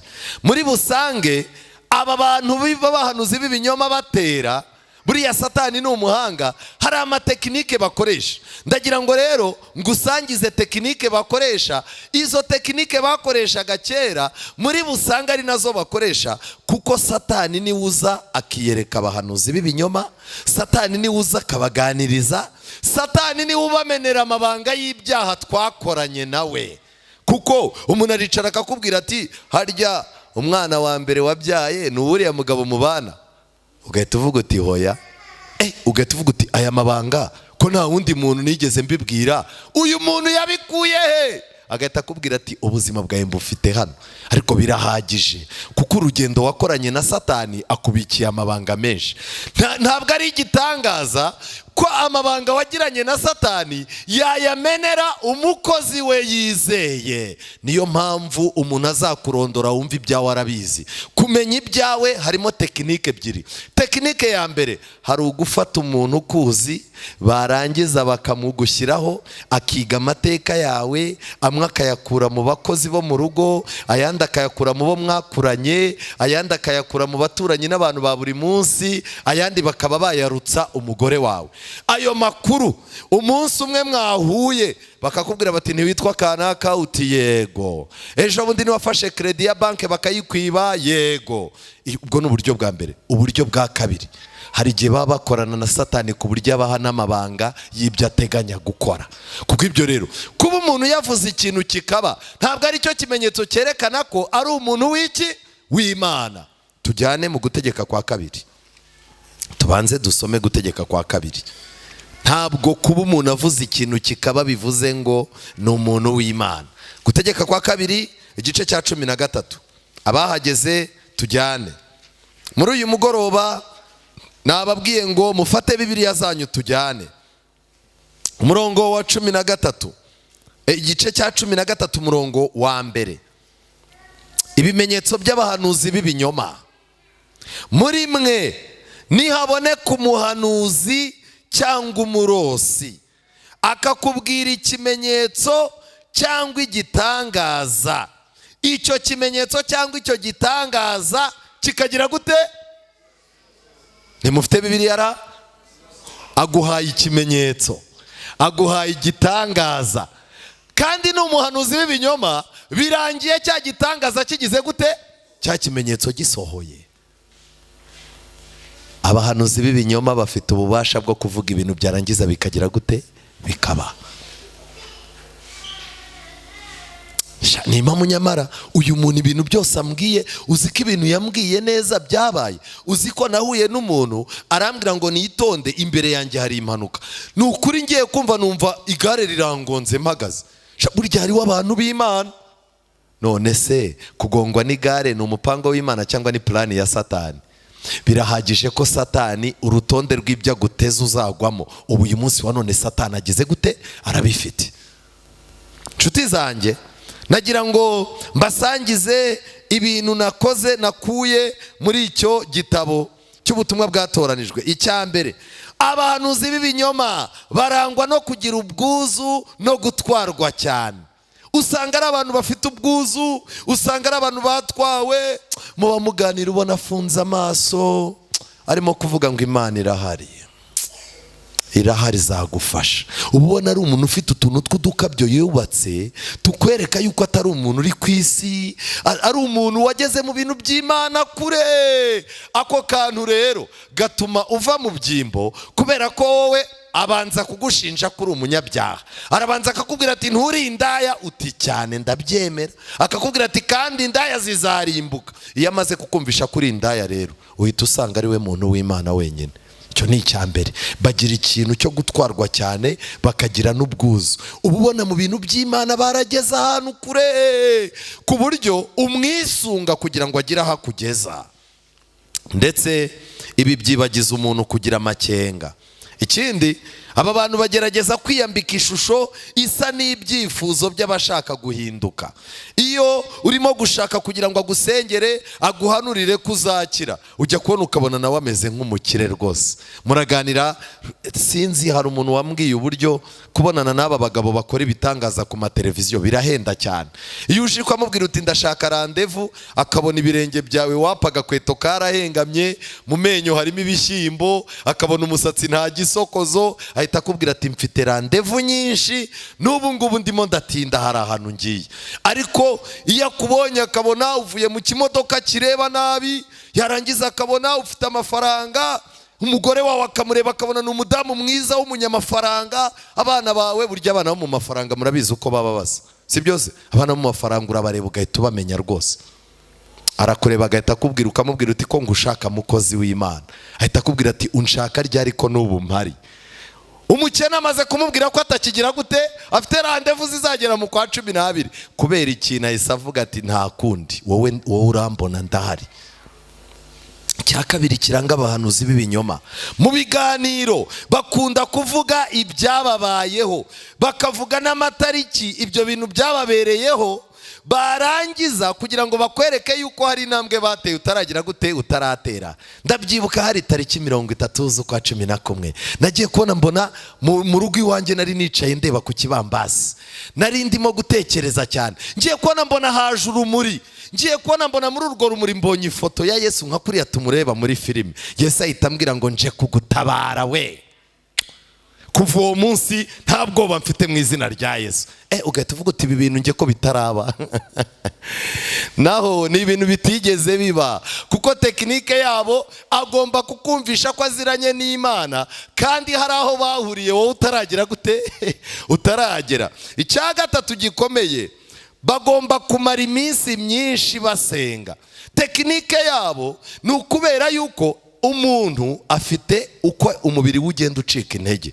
Ikintu bazagukoresha rero ntago bakigukoresha umubiri ugifite imbaraga. Reka ngire ikintu babwira. Ubu turi aha ngaha tuhamaze iminota nka 45, ndumva ndimo kubwiriza 40 nibwo igeze. Ubu murumva ko mufite imbaraga, muranyumva neza. Ndimo ndabwiriza, ukanatekereza, ukanakoresha ubwenge bwawe urimo kureba ibi bintu mu buzima busanzwe. Ariko turamutse twifungiranyemo hano, umunsi wa mbere tukawukubita ntawe ugira icyarya, umunsi wa kabiri ntawe ugira icyarya, umunsi wa gatatu umuntu wajya kubona ukabona nakubwiye ngo mbonye ikintu kimeze nk'urumuri gitambutse. kubera iki? Inzara yamurembeje no guhora ari ahantu hamwe byamucanze. Ubwo rero yavuze ati mbonye ikintu cy'urumuri gitambuka, undi ahita avuga ati sha uwo ni umucyo wa Yesu. Ubwo ni Yesu ubonye, itariki yandike katsindwe, ugahita uyandika. Kubera iki? Iyo umuntu ahangayitse agatinda ahantu agera akazaza yumva hari ikimuvugishije kandi nta kigize gute nta gihari. Reka nguhe urugero rworoshye. Uramutse ugiye ukicara ku irimbi nta muntu uhazi, ukaryicaramo amasaha 5, 6, 7 ukaharara, watangira kumva amajwi kandi nta muntu urimo kugira gute urimo kuvuga. Iki kintu rero baragikunda cyane. Nimureba neza muri uko gusenga kwabo, kandi abahanuzi mu gihe cya Elena White barabyinaga bakaririmba indirimbo zimwe na zimwe, kandi ibi bintu byatumaga umuntu yibagirwa ibibazo afite akagira ngo ibibazo byakemutse. Kuko buri yuri ahantu ufite intege nkeya, gutekereza byaranze, mu mwanya ufite intege nkeya bakakubyinisha, ushiduka wibagiwe ibibazo wari ugize gute wari ufite. Hari abantu rero bajya ahantu ngo bita mu butayu cyangwa se n'ahandi, akagenda afite ideni ry'ukwezi kumwe. Nyirinzi akamubwira ati nibiba amezi 2 nta gitanda uzasohora, n'igitanda nzagifatira. Akagenda yagerayo agakubitana n'abantu bifitiye amazu bafite ibibazo by'abagabo, agakubitana n'abantu bafite amazu bari muri gatanya. Noneho yarangiza we akibagirwa yuko we ajyanyweyo n'ikibazo cyo kugira gute cyo kwishyura nyirinzu. Agakubitaho iminsi akazaza abyina yirirwana nabo basangira ubuhamya, yagaruka agasanga amezi 2 agize gute arashize. Nyirinzu akamubwira ati sohora abana bonyine wowe n'umugabo, nta kintu murakura hano. Cyo nashaka kubabwira ngiki, inyigisho z'ibinyoma n'abahanuzi b'ibinyoma batwara umuntu bakamwica mu mutwe, akibagirwa yuko atuye mu buzima, akibagirwa ko afite inda, akibagirwa ko afite abana yabyaye, akibagirwa ko afite inshingano za buri munsi kandi nizipfa Imana izazimubaza. Aba bahanuzi b'ibinyoma nimureba neza mu rwandiko rwa mbere rw'Abatesalonike, urwandiko rwa mbere rw'Abatesalonike, ijambo ry'Imana rivuga ngo iki? Tujyane twihuta. Abatesalonike, urwandiko rwa mbere rw'Abatesalonike, igice cya 4. Abahageze turasoma umurongo wa 4. Umurongo wa 4. Bibiliya iravuga ngo umuntu wese muri mwe amenye gutegeka umubiri we, wezwe ufite iki? Icyubahiro. No kuvuga ngo mu bintu byose ahantu ugomba kuburi, uba ugomba kuba ufite ububasha bwo gutegeka umubiri wawe. Iyo utinze ahantu rero, umubiri udaheruka kuha ibyo kurya, umubiri udaheruka kukaraba, udaheruka kuryama ngo usinzire, iyo niyo nkomoko y'amayerekwa n'ibintu byinshi abantu usanga babonye. Nshuti zanjye, nagira mbabwire ikindi kintu cya 5 cyari kirimo gukoreshwa muri icyo gihe, impinduka zabaye zo kutabitiranya n'abandi. Mu magambo make bakunda kugaragaza ibintu by'ibimenyetso byababayeho, agahita avuga ati ni nge muntu w'Imana usigaye muri ya rusengero nsengamo, kubera ko ngewe Imana yigeze kunkorera ikintu n'abantu bose barakibona. No kuvuga ngo ubuhamya bwe abwifashisha kugira ngo asenye ubuhamya bwawe, kugira ngo nurangiza ushakishe ubuhamya nk'ubwe. Ikindi kintu gikomeye, kwizera ko bahawe umwuka wera barangiza bakagira ibimenyetso nk'ibyo ku munsi wa Pentecost, ni ikintu kiranga ubuhanuzi bw'ibinyoma. Umuntu aratangira agahita avuga ati rero ku munsi wa Pentecost bavuze mu ndimi, agatangira ati karacakapakatahe, bagahita avuga bati ubwo Imana iravuze ngo muri ubwoko bwiza cyane. Ariko ukibaza, hashira umwanya akongera akavuga ati karacakapakatahe, abivuze nk'uko mbere yagize gute yabivuze. Usemura agahita avuga ngo Imana iravuze ngo mwese muzapfa nabi. Ijambo ni rimwe rigize ubusobanuro bubiri. Buriya nagira ngo mbabwire, sinzi niba kubeshya bikiri icyaha, kugeza ubwo umuntu atuburira abantu, agatuburira itorero, akagera no ku rwego ashaka gutuburira Imana. Iki ni igihe cyo gufata ubuzima bwawe, ni igihe cyo gufata amateka yawe ukayazirika kuri Bibiliya, ni igihe cyo gufata kwizera kwawe ukagukura kugenda mu kirere ukakubaka ku bintu bifatika byo mu ijambo ry'Imana dusoma. Bitari ibyo, umuntu wese twabonye ko abahanuzi b'ibinyoma bashinzwe guhuza abantu izina ry'Imana. Bizarangira abantu benshi bavumbuye ko abahanuzi b'ibinyoma ari abesikoro, bituma abantu bavuga bati rero byose. Reka mbaho urugero. Umuntu yajyanye umugore we bajya gusengera umwana, birangira uwo mupasitoro atangiye gutereta uwo mugore. Umupasitoro avuga ko ari n'umuhanuzi, akavuga ko anerekwa n'ibiki byose, ariko byarangiye wa mugore bamutwaye umutima ku buryo yahindutse nk'indaya y'uwo muhanuzi. Ndashaka kubabaza umugabo w'uwo mugore, nuramuka umubwiye ngo ngwino nkurarike tujye mu materaniro, ntabwo azirirwa kubaza ngo nayirihe dini, azakubwira ngo navumbuye ko abantu musenga mwese muri abaki, muri abesikoro. Kubw'ibyo rero abahanuzi iyo babaye benshi mu bantu, babaye benshi ku maradiyo n'amateleviziyo, umwanzuro uvamo n'umwe. Abantu barabanza bakabijyamo babikunze, bakabyishimira, ariko abantu iyo bamaze kuvumbura imico y'abo bahanuzi, iyo bamaze kuvumbura imico y'abo barose, bamaze kuvumbura yuko ibintu bakoraga ari amanyanga yabibakoreshaga, abantu baricara bagafata ubukristo, bagafata n'iby'Imana byose bakajugunyira icyarimwe. Indi tekinike bakoresha, iyo nari ndimo kuvuga yuko ku munsi wa Pentecost, ku munsi wa Pentecost havuzwe izihe ndimi? Mujye muri Bibiliya zanyu. Ku munsi wa Pentecost havuzwe izihe ndimi? Muntu mukaganira ukumva arimo aravuga ururimi rwo muri Kongo arufatanyije n'urw'i Bugande no muri Tanzania, yarangiza agakubitamo igihinde akabivangavanga n'amagambo y'Ikinyarwanda ya kera, warangiza umuntu arimo aravuga ururimi rwo mu ijuru, ukamaze uti se njye ko nabyumva, agahita akubwira ati wowe uri umunyamubiri ntabwo uri umunyamwuka. Ariko ibyakozwe n'intumwa igice cya 2, ndashaka kwibaza, ese umwuka wera umanuka ku munsi wa Pentecost, indimi zavuzwe ni izihe? Twagiye muri Bibiliya igice cya 2, umunsi wa Pentecost usohoye, bose bari hamwe mu mwanya umwe kandi bahuje umutima. Iki nicyo cyatumye umwuka wera agira gute? Amanuka. Haboneka indimi zigabanije zisa n'umuriro, ururimi rujya ku muntu wese wo muri bo, bose buzuzwa umwuka wera, batangira kuvuga izindi ndimi nk'uko umwuka wera yabahaye kuzivuga. Muri Yerusalemu habaga abaturage b'abanyadini b'Abayuda, bari baraturutse mu mahanga yose ari munsi y'ijuru. Uwo muriro ubaye, abantu benshi baraterana, batangazwa n'uko umuntu wese yumvise ba bandi bavuga ururimi rw'iwabo. Umurongo wa 7, barumirwa bose baratangara bati, mbese aba bose bavuga si abanyagalilaya? Umurongo wa 8, none se ni iki gitumye twese tubumva bavuga indimi z'iwacu za kavukire? Havuzwe ururimi rwa kavukire. None ururimi ndimo kubabwirizamo ko ari rwo rurimi rwanjye rwa kavukire, ndimo ndabwiriza mu ruhe rurimi? N'urwo mu ijuru? Ndimo ndabwiriza mu Kinyarwanda. Indimi zavuzwe ntabwo ari izo mu ijuru, kuko ntabwo abigisha bari bagiye kubwiriza abamarayika. Indimi zavuzwe ku munsi wa Pentecost zari indimi zisanzwe zikoreshwa mu mahanga azengurutse Yerusalemu.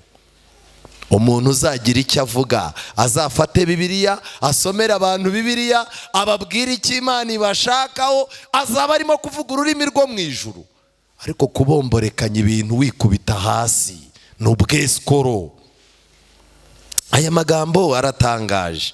Kuvuga indimi byerekana yuko bafite izindi mbaraga. Noneho ikindi kintu cyabaye, nimureba neza mu gihe cy'intumwa, ni ikintu cyo gukora ibitangaza. Muri ino minsi ibitangaza byahindutse ibirangaza. Umuntu wese ntawe ugishaka kwihana, ahubwo barimo barishakira ibitangaza. Ubwira umuntu uti ndi umukozi w'Imana, agahita akubwira ati rero niba uri we nsengera mbona akazi, kuko nagize gute? Narakabuze. Ubwo biravuze ngo kumusengera akabona akazi ni igitangaza, nicyo kizerekana ko uri umuntu w'Imana. Ariko mbabaze, isi izarinda irangira abashomeri n'abafite akazi banyuranyuranamo. Isi izarinda irangira abakire n'abakene bagize gute? Bahari. Ibyo ni ibintu utasengera. Ariko uyu munsi hari ikindi kintu gikomeye cyari kiriho mu gihe cyabaye na White. Abantu b'abanyamyuka babeshyaga ko ari abahanuzi, bakabeshya ko umwuka wera avugana nabo. Andi matekinike bakoreshaga, gukoresha imbaraga ngo n'abandi bamere nkabo.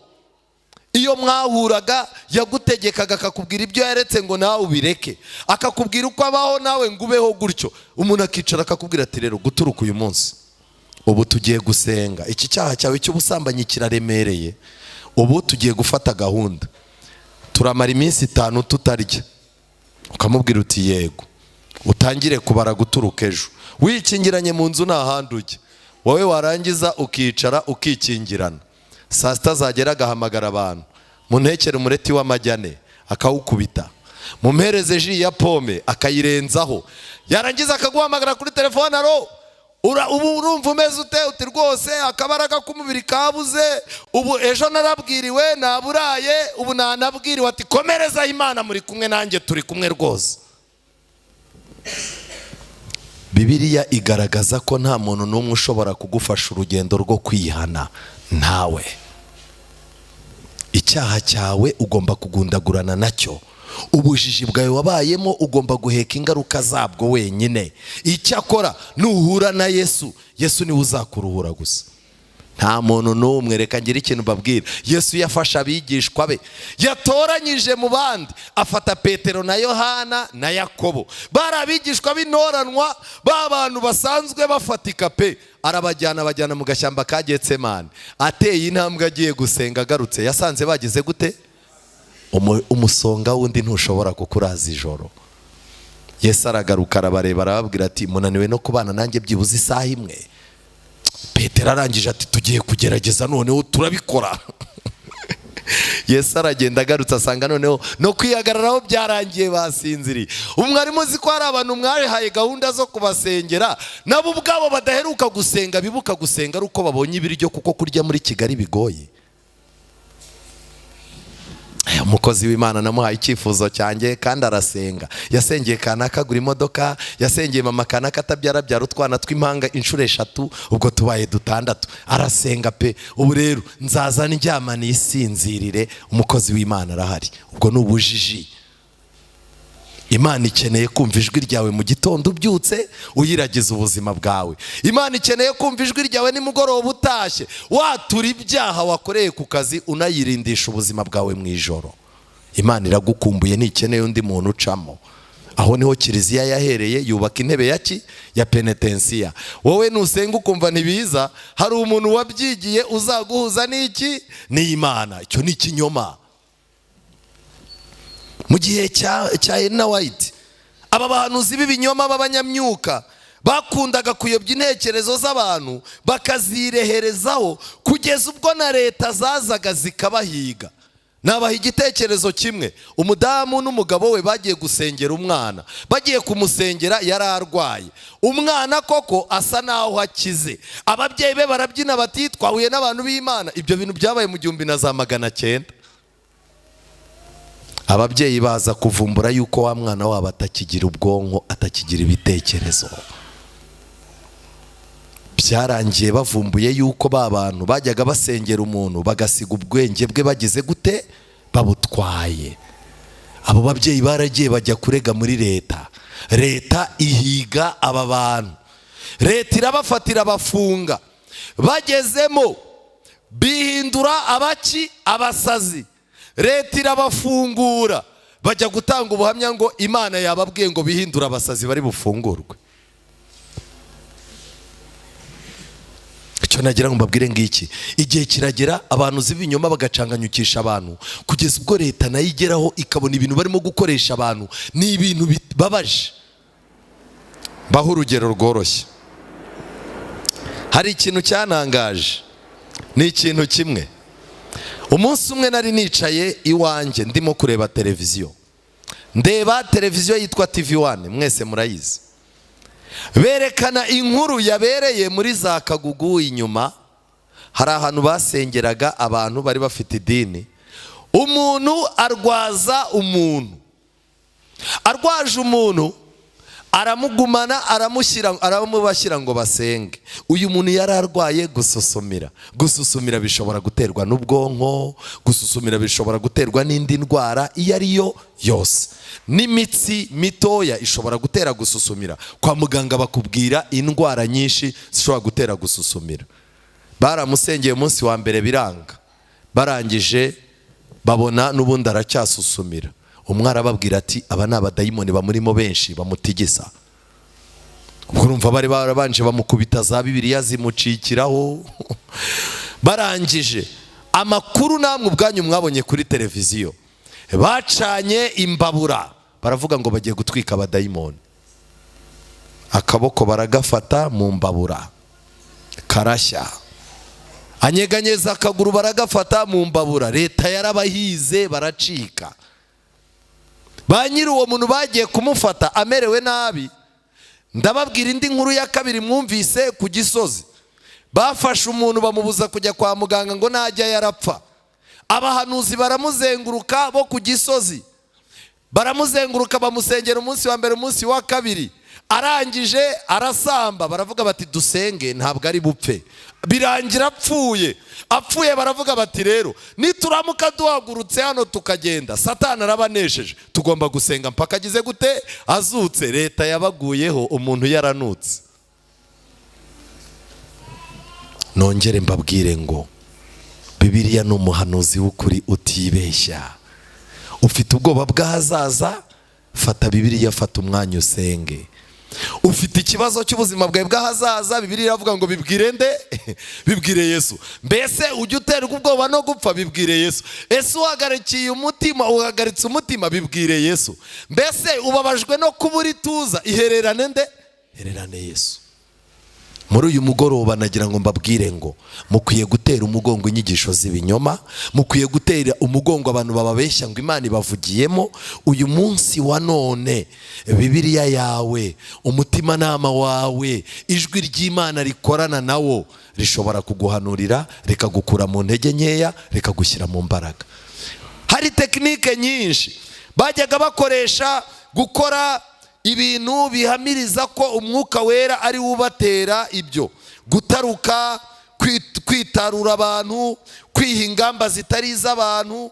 Ndetse ikintu kigaragara, aba bahanuzi b'ibinyoma guturuka mu gihe cya kera mu 1900 abantu babeshya ko bafite umwuka wera bajyaga bagera n'ubwo biha ingamba umuntu atashobora. Ukumva umuntu agiye ahantu mu gihuru kitabamo abantu, harimo urutare rubamo ibihunyira, akagenda akararamo. Ibihunyira bikazaza bimuca hejuru, akagera akabimenyera. Yaba yakuzanye ngo musengane, igihunyira cyaguca hejuru, igikeri cyasimbuka akakubwira ati ubwo ibikeri by'iwawe Imana irimo irabyirukana mena. Ugasanga umuntu ngo afite ibimenyetso ngo ibikeri ngo byarirukanywe, ngo yagiye mu rutare ngo abona inzoka irasohotse, ngo umuhanuzi aramubwira ngo iyi nzoka ngo ivuye mu mutima w'umugabo wawe ntazongera kuguca inyuma. Ibyo ni ibintu by'ubwesikoro. Mu gihe cya Yesu abahanuzi b'ibinyoma batinyaga kujya mu iteraniro arimo, yari afite imbaraga zibavumbura. Uyu munsi wa none iyo ufite Yesu, abahanuzi b'ibinyoma baragutinya. Mushaka ukuntu mwambara umwami Yesu. Nshuti zanjye, aba bantu bahimbaga ibitangaza by'ibinyoma byabaye kugira ngo batinywe, badakurikiranwa. Nimureba neza, aba bantu barema urujijo n'urudubi mu bitekerezo by'abantu.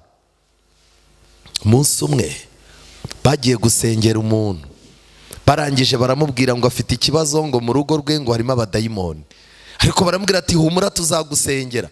Harabahamagara bicara mu rugo. Barangije umuntu umwe aza kwicara, afata ibintu aragenda abwira umugabo n'umugore we ngo nibagende bajye gusenga. Mugende mujye mu cyumba cyanyu musenge, mugaruke hano muri saro. Icyo yakoze ni iki? Murabona abantu bose bimariye, bafata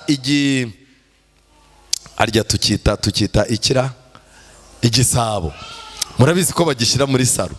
Yahise afata ishashi ayishyiramo ibintu bimeze nk'amavuta y'inka n'ibyatsi n'iki, arangije aragenda ajugunya muri cya kintuza. Arangije baraza, bamaze kuza baricara barasenga. Hari njye ababwira ati ariko ntabwo turi busige ibi ngibi, hari ibyo Imana itubwiye. Bati ni ibiki? Ati hariya muzane harimo ibintu. Impamvu mutumvikana, impamvu mutakigira urukundo, dore barabaroze. Arangije icyo bakoze ni iki? Barafungura, bafunguye basangamo cya gishashi. Abahanuzi bahita bibyinisha cyane bati Imana urakoze, uru rugo urarurokoye. Umugabo arangije abaha amafaranga y'itike, umugore we asigarana n'umugore. umugore aramubwira ati rero papa kanaka, bariya abantu mvumbuye ko ari abesikoro, kiriya gisabo ni njyewe wakikoreyemo isuku ejo, kuva ejo sindahava, none kuki batubwiye ngo tujye mu cyumba tujye gusenga, ubwirwa n'iki ko ibi bintu batabikoze tugize gute? Umugore ahita avuga ati aba bantu n'abesikoro ntibazongere kugaruka ahangaha, ni abahanga bazagufatirana, ni abahanga bashinzwe kurema ibibazo bidahari bakanakwereka ko babikemuye. Wa mumama we, wowe Imana irambwiye ngo iragukunda cyane, urabizi kuri imfubyi Imana yarakurinze, none hanagira ngo nkubwire ngo uhuye n'ikibazo, mbonye impanuka imbere yawe. Umumama agahita hahamuka, mbonye impanuka kandi ugiye gupfa, kubw'ibyo rero genda utegura ubuzima bwawe kuko ugiye gupfa.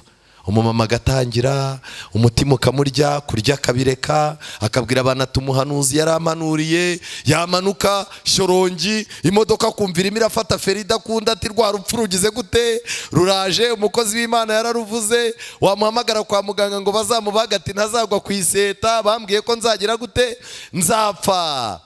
Umumama akazicara agahamagara wa muntu ati none nzabigenze, nakamubwira ati uzashaka amafaranga uzundebe, amafaranga wayajyana akayakubita umufuko, akamubwira uti rero ngaho nsengera, agahita akubwira ati se tureka dusenge, agasenga yarangiza ati Imana ikuyeho impanuka, genda urye, Imana iguhaye kurama, abana bawe bariya bato uzabashingira wakenyeye rwose, Imana inyeretse wakoze ubukwe n'abana bawe. Ariko reka mbabwire, iyo mpanuka ibihari ubu bagomba kuturemamo ibintu by'ibinyoma, barangiza bakanatubwira ko byegejweyo. Nihuta, ikintu cyihutirwa mukwiye kumenya nuko abantu bakwiye kumenya ko Imana yabo ariyo bagomba gushakiraho amakuru, ijambo ryayo akaba ari ryo bashakiraho icyerekezo. Abantu bakwiye kwirinda umuntu wese ushobora kubabikamo ubwoba. Urwandiko rwa kabiri rwapetsemo amagambo akomeye, urwandiko rwa kabiri rwa Petero, ndaza gusoma igice cya kabiri, ndasoma igice cya kabiri, ndasoma umurongo wa mbere.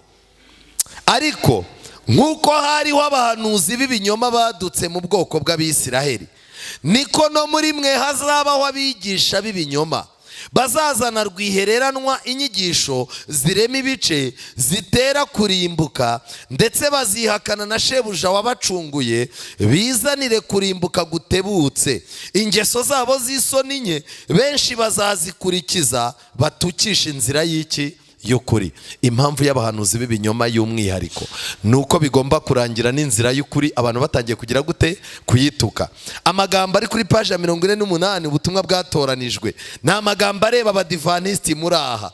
Haranditse ngo kandi nitwemera ko hagira ikintu icyo ari cyo cyose gishobora kujyana abantu bakaba mu buyobe, icyo kintu tukemera ko cyinjira mu itorero ryacu, bidatinze tuzasanga ubwo buyobe bwarageze kure, maze bitewe n'ibyo bintu by'akajagari abadivantisiti b'umunsi wa karindwi bose bazagerwaho n'igisuzuguriro. Tugomba kuba maso. Ariko ubu dufite amatsinda y'abantu b'abadive nabo basigaye bavuga ngo barerekwa, dusigaye dufite abantu ngo bahuze Imana, dusigaye dufite abantu b'abanyamasengesho, ujya kuganira yajya gutangira kugusengera ukumva ararize, ukamaze utise kuriza ati ndakurebye mbona ugiye kurimbuka kandi ugomba kumera nkanjye. Yakumva nyine yageze ahantu. Dusigaye dufite abantu ngo baganira n'Imana. Umuntu umwe muri Covid yifashe audio ngo Imana yamubwiye ngo uko ibintu ngo bizakurikirana, ngo Imana yabimuhaye, arangije atavuga ngo na Elena White ngo ntiyeretswe byose, ngo ariko ngo uko tugenda twigira imbere ngo Imana izazigira ibyisobanurira abantu abandi batazi. Ubusa ari hehe avugiraye? Icyo nagira ngo mbabwire ngiki, igihe cyose abahanuzi b'ibinyoma babaye benshi, ubuzima bw'abantu baburi mu kaga. Twebwe abadivantisiti umunsi wa karindwi dukomoka mu gitabo cy'ibyahishuwe igice cya 5 n'igice cya 10. Igice cya 10 aba ariho njya, handitswe amagambo akomeye cyane. Umurongo wa 5, marayika nabonye Ibyahishuwe igice cya 10 umurongo wa 5. Marayika nabonye ahagaze ku nyanja no ku butaka, amanika ukuboko kwe kw'iburyo, agutunga mu ijuru, arahira ihoraho iteka ryose, yaremye ijuru n'ibirimo n'isi n'ibiyirimo n'inyanja n'ibirimo, ati ntihazabaho igihe ukundi. Niyo mpamvu twebwe twigisha abantu ku isi irangiye, twigisha abantu yuko imbabazi z'Imana ziri hafi kurangira, ko turabizi ko igihe kirimo kugira gute, kirimo kurangira, ntihazabaho igihe ukundi. Ahubwo mu minsi y'ijwi rya marayika wa 7 ubwo azatangira kuvuza impanda, niho ubwiru bw'Imana buzaba busohoye nk'uko yabwiye imbata zayo arizo bahanuzi. Kuva iri torero ryatangira, Imana yaduhaye imbaraga z'umwuka w'ubuhanuzi. Kubw'ibyo rero ntidukeneye gukoresha tekinike zikoreshwa n'abantu z'ibinyoma, kuko Imana yaduhaye ijambo ry'umwuzuro. Amen. Muzaba mugize neza nimuryitaho. Kandi amagambo akomeye ari hasi, umurongo wa 10, nenda ko gatabo ngakura mu ntoki za marayika, ndagaconshomera mu kanwa kanjye karyohera nk'ubuki, ariko amaze kukarya mu nda yanjye harasharirirwa. Umurongo wa 11, arambwira ati rero ukwiriye kongera guhanura iby'amoko menshi n'amahanga menshi n'indimi nyinshi n'abami benshi. Iri torero ryacu ntiryahawe guhanurira abantu viza, ntiryahawe guhanurira abantu buruse, ntiryahawe guhanurira abantu imbyaro bazabyara. Twahawe ubuhanuzi bwo kubwira amoko yose yuko Yesu agiye kugira gute, agiye kugaruka. Ubu buhanuzi nibwo tugomba kwitaho cyane. Tugomba kwita ko Yesu agiye guhaguruka ku ntebe y'imbabazi. Tugomba kwita yuko imbabazi zigiye kurangira ku bantu. Tugomba kwita yuko Imana irimo gushyira abantu ikimenyetso mu ruhanga rwabo. Tugomba kumenya ko ibitabo byo mu ijuru bigiye kubumbwa. Tugomba kumenya ko impanda y'imperuka iri hafi kugira gute, kuvuga. Tugomba kubwira abantu yuko umuntu utihana icyaha n'igisa nacyo arimo gukurwa ku rutonde rw'abazataha ubukwe bw'umwana w'intama. Ngibyo ibintu tugomba guhanura, ngibyo ibintu tugomba gushyiramo imbaraga. Uzajya kure y'ibi rero azabura ubugingo. Muri uyu mugoroba hari ibintu byinshi twagombaga kurebaho, ariko ikintu cy'ingenzi ni iki ngiki. Twirinde ikintu icyo ari cyo cyose cyatubikamo ubwoba, cyadukura mu kuri twamenye tukagendera mu kindi. Ikindi, hanze y'ijuru hazaba abantu benshi. Bibiliya ivuga ngo n'abakunda kubeshya bakagira gute, bakabikora. Yesu yagaragaje abantu b'amatsinda abiri azabaho ku munsi w'imperuka.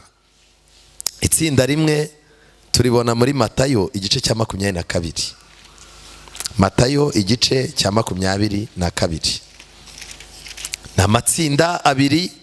Muri uyu mugoroba ndagukangurira kugira itsinda ubarizwamo. Matayo igice cya 22 harimo igitekerezo. Iminota yaducitse, reka twigire muri Matayo igice cya 25. Matayo igice cya 25 umurongo wa 31. Itsinda rya mbere ngiri. Umwana w'umuntu ubwo azazana n'abamarayika bose afite ubwiza bwe, nibwo azicara ku ntebe y'ubwiza bwe, amahanga yose azateranirizwa imbere ye. Abarobanure nk'uko umwungeri arobanura intama mu ihene. Intama azazishyira iburyo bwe, nawe ihene azishyira ibumoso.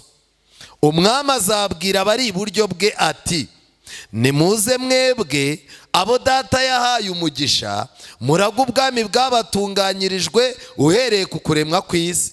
Kuko nari nshonje mukamfungurira, nari mfite inyota mumpa icyo kunywa, nari umushyitsi murancumbikira, nari nambaye ubusa muranyambika, nari ndwaye muransura, nari mu nzu y'imbohe muza kundeba. Abakiranutsi bazamubaza bati, mwami twakubonye ryari ushonje tukagufungurira, cyangwa ufite inyota tukaguha icyo kugira gute, tukaguha icyo kunywa? Kandi twakubonye ryari uri umushyitsi turagucumbikira, cyangwa wambaye ubusa turakwambika? Kandi twakubonye ryari urwaye, cyangwa uri mu nzu y'imbohe tuza kugusura? Umwami azabasubiza ati, ndababwiza ukuri yuko ubwo mwabikoreye umwe muri bene data boroheje bari hanyuma y'abandi, ari njye mwagize gute, mwabikoreye. Itsinda rimwe ku munsi usoza amateka y'isi rizahabwa raporo yuko hari ibintu ryakoze. Iryo tsinda rirebe Yesu rimubwire riti ibyo bintu twabikoze ryari ko tutagize gute, ko tutabyibuka. Yesu ababwire ngo babandi mwabikoreraga ninjye mwabikoreraga. Hari abazaba bari ibumoso rero, azabwira n'abari ibumoso ati mwebwe muva hondi mwabivume mwe, mujye mu muriro w'iteka watunganirijwe umwanzi n'abamarayika be. Kuko nari nshonje ntimumfungurire, nari mfite inyota ntimwampa icyo kunywa, nari umushyitsi ntimwancumbikira, nari nambaye ubusa ntimwanyambika, nari umurwayi no mu nzu y'imbohe ntimwansura. Nabo bazamusubiza bati mwami twakubonye ryari ushonje cyangwa ufite inyota. Yesu umurongo wa 45 azabasubiza ati ndababwira ukuri yuko ubwo mutabikoreye umwe muri bene data boroheje bari hanyuma y'abandi, nanjye mutabinkoreye. Noneho ikintu gitangaje rero muri Matayo 22, Matayo 22 nimureba neza harimo igitekerezo kitubwira yuko ku munsi usoza amateka y'isi abantu bazaza bakabwira Yesu bati twirukanaga iki? Abadayimoni. Twariraga mu nzira, wariraga mu nzira z'iwacu, wagenderaga mu nzira z'iwacu. Ikindi kandi twakijije abarwayi, twirukanye abadayimoni mu izina ryawe, twarahanuraga mu izina ryawe. Yesu azababwira ngo nimumve imbere sinigeze ngira gute, sinigeze mbamenya. Kubw'ibyo rero icyo ni ikimenyetso cy'uko ibitangaza birimo birakorwa, ariko hari abarimo kubikora Yesu atazi. Abahanuzi barahari barimo barahanura, ariko ntibigeze bemera ngo Bibiliya ibahanurire. Banza amategeko y'Imana n'ijambo ryayo. Guhanura ibyo barimo guhanuramo ni ibiki? Ndasoza nsaba Imana ngo iturindire mu buntu bwayo. Imana itwubakira ibitekerezo, Imana itwubakira ubushishozi. Ufite ikibazo, ufite ikigeragezo, ufite uburwayi, aho kugira ngo ate umurongo ave ku Mana agende, jya upfuka mubwira Imana ngo Mana naho napfa nzapfa ngize gute, nkwiringira. Icyo nagira mbabwire ngiki, ikoreza Imana urugendo rwawe, ubuzima bwawe bwikoreza Imana, amabanga yawe yikoreza Imana, ibigeragezo byawe wahishe n'umugabo wawe cyangwa umugore wawe byikoreza Imana. Kuko irimo iravuga ngo unyikoreza urugendo nzamurinda abamahoro masa. Muri aka kajagari k'abahanuzi b'ibinyoma ugiye kwitwara ute? Ijambo ry'Imana nirikubera umuyobozi.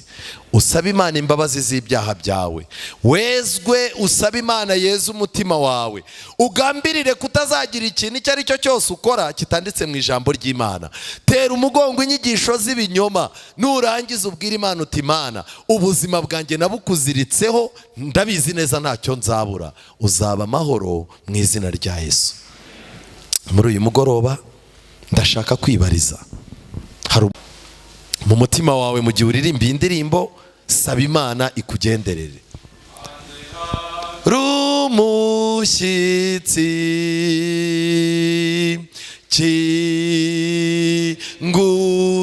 kingura yahoza ategereje,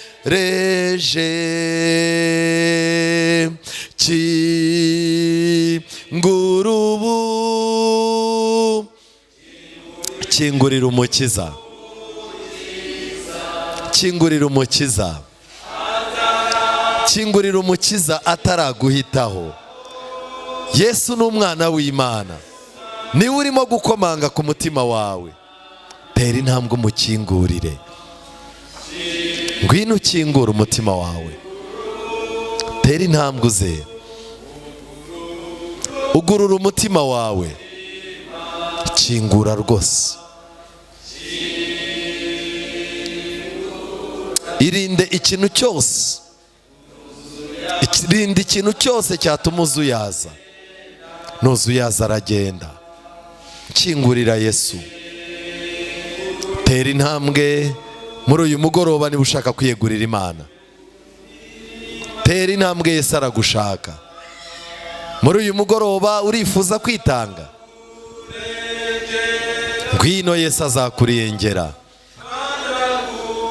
kandi Yesu azakurinda iteka. Ngwino Yesu aragushaka. Ese hari umuntu ushaka kwiyegurira Imana wundi ngo atere intambwe? Niwumva uko kwinginga, kingura. Wikwemerera Satani ngo utahe uko waje. Rwana intambara y'umutima. Muhitemo uyu munsi, tera intambwe. Fata umwanzuro, wigira isoni.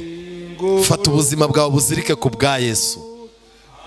Urabizi ko umaze iminsi ukora ibyaha kandi ubuzima bwawe buri mu kirere.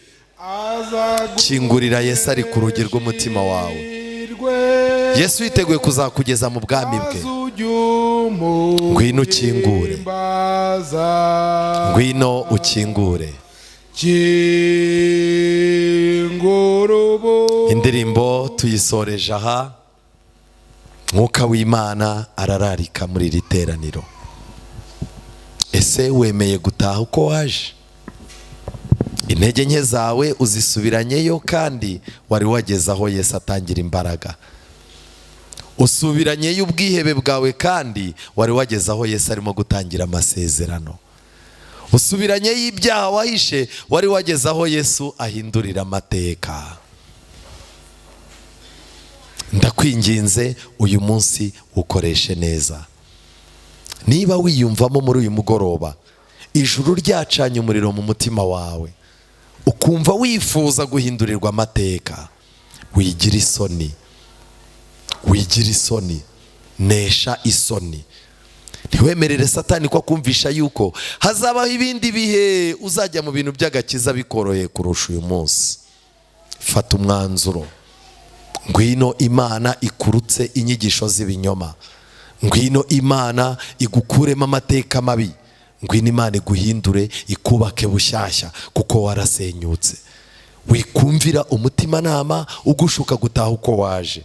Muri iri teraniro niba hari umuntu wifuza guhindurirwa amateka, atitaye ku kindi kintu icyo ari cyo cyose no ku kimwaro, atitaye ku isoni umutima urimo kumwizeza, ngwino dusenge. Niba uhari, niba uhari ngwino tugiye gusenga. Tera intambwe, cingoyi Satani akubohesheje. Aya ni amahirwe adasanzwe, yakoreshe. Imana iguhe umugisha mushiki wacu. Aya ni amahirwe adasanzwe, yakoreshe. Ntugire ikindi kintu icyo ari cyo cyose wiringira uretse umusaraba w'i Karuvari. Muri uyu mugoroba nta mwanya wo gupfusha igihe dufite. Uzagaragara muri ihe tsinda. Hari abo Imana irimo gukoreramo. Hari n'abantu barimo kwibeshya ko bakorera Imana kandi idaherukana nabo. Saba Imana igume muri wowe kuko abantu benshi Imana irimo irabavamo burundu. Tugiye gusenga. Uwiteka Mana nziza, izina ryawe rihabwe icyubahiro.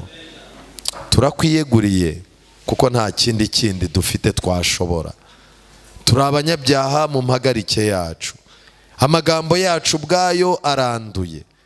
Ndetse turi mu isi irimo urujijo rudasanzwe, aho Satani arimo gushuka abantu. Abantu benshi baraha ntibaheruka kumva ijwi ryawe, ntibaheruka kumvira umutima nama. Niyo mpamvu iyo bahuye n'abahanuzi b'ibinyoma bagira ngo ni wowe uvuga kandi si wowe uvuga. Ndakwinginze dutoze kumenya ijwi ryawe. Duha amahirwe yo kugira ngo nitugera mu bigeragezo tujye twumva uri kumwe natwe kuruta kubwirwa n'abahanuzi b'ibinyoma ko wadusize. Duha amahirwe yo kumvira icyo ijambo ryawe rivuga. Ubuyobe burimo buragenda bwiyongera kandi buzakomeza bubeho. Uduhe kugira ngo tugushikameho, tukunambeho, tukwiyubakeho, utubere Imana, tukubera abana. Turashaka guhindurirwa amateka. Turifuza imbaraga ya Mwuka Wera. Turifuza impinduka ziheramo imbere mu mitima yacu zitari ibikabyo byo kwereka abantu. Turashaka yuko amazina yacu yandikwa mu gitabo cyawe hadasibama. Turifuza yuko duhindurira umutima n'amateka. Mpagaze imbere ndi kumwe n'abana bawe bahagurutse baritanga. Mwami Uwiteka, barabizi neza yuko isi ishirana no kwifuza kwayo. Imitima yabo ibemeje yuko bagomba gutera intambwe kugira ngo bafate mu kiganza. Mwami Uwiteka, wasezeranye ko niyo twagwa uzatubyutsa. Reka iryo sezerano turyiyubakeho.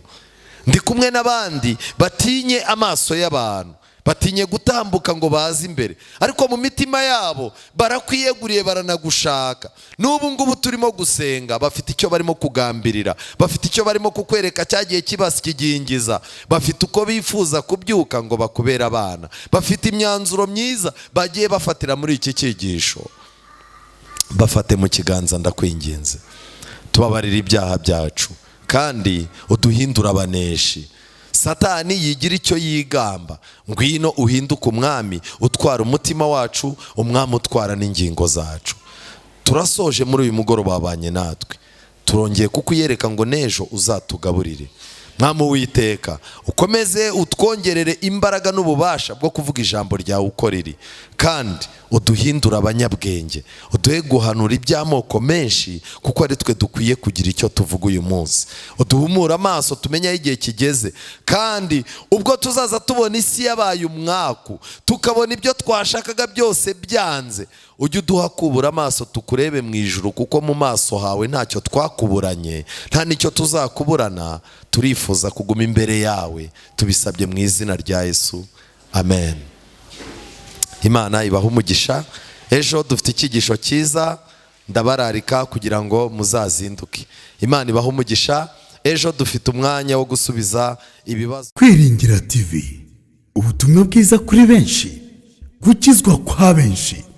Matayo 24:14.